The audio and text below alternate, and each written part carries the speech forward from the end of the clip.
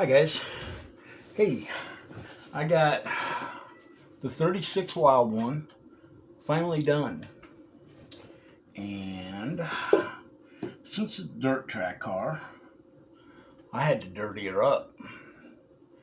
And yeah, this way it looks like it just came in off the track after wheel packing. Made a combination of DAP, Fast and Final spackling, and Elmer's glue. But yeah, pretty sweet little setup there. And then the body comes off of this, so it doesn't really attach anywhere, so I just kind of dirtied it all up in through there, and then get mud up where, fly off the tires and stuff.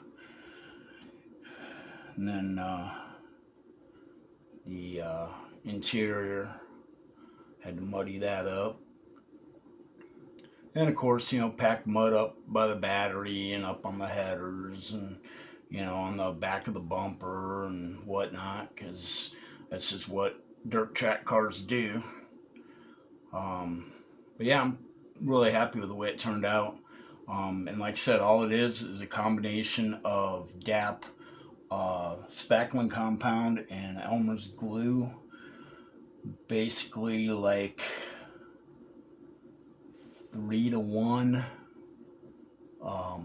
the compound, and then the 1 part Elmer's glue, and then some brown paint, just some craft paint, and that way it sticks on. I mean, it looks like it actually, flew off the cars and up onto the top, and stuff like that. I mean, it's durable. It's not gonna just fall off like a lot of guys, that try to use dirt and actually use mud.